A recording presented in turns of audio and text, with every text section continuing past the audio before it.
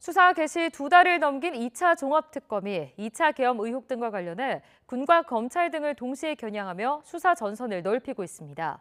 남은 기간 수사 속도와 중립성이라는 두 마리 토끼를 모두 잡을 수 있을지 주목됩니다.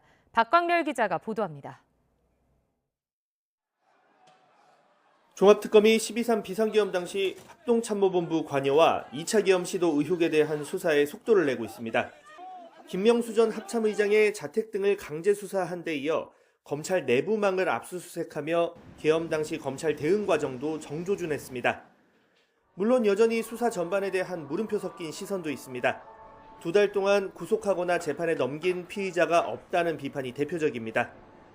앞서 내란 특검은 수사 개시 한 달도 지나지 않아 윤석열 전 대통령에 대한 구속영장을 청구했고 13일 뒤 체포방해 혐의 등을 추가 기소했습니다. 다만 현실적 한계를 고리로 한 반론도 만만치 않습니다. 내란 특검의 당시 파견 검사 정원은 60명, 다른 3대 특검도 상황은 크게 다르지 않았습니다. 빠른 구속수사와 기소, 이후 재판 공소유지까지 자신감을 가질 수 있었던 배경입니다. 반면 종합특검의 파견 검사는 현재 13명에 불과합니다. 조기에 구속수사를 시도할 경우 20일 내에 이뤄져야 하는 기소 여부 판단과 재판 공소유지까지 자칫 인력난이 더 커질 수 있다는 겁니다. 우리 종합특검법상 검사 파견 정원은 15명입니다. 검사 파견 정원도 채우지 못한 채 수사는 진행되고 있습니다. 중립성 지적에 대한 대응도 본격화하는 모양새입니다.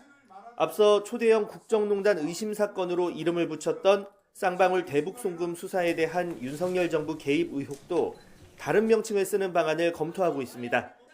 국정농단 등 수사 결과 예단에 대한 비판 여지가 있을 수 있는 측면을 빼고 수사 개입 의혹 규명에 초점을 맞추는 방식으로 중립성, 공정성 담보를 강조하겠다는 취지로 읽힙니다. YTN 박광렬입니다.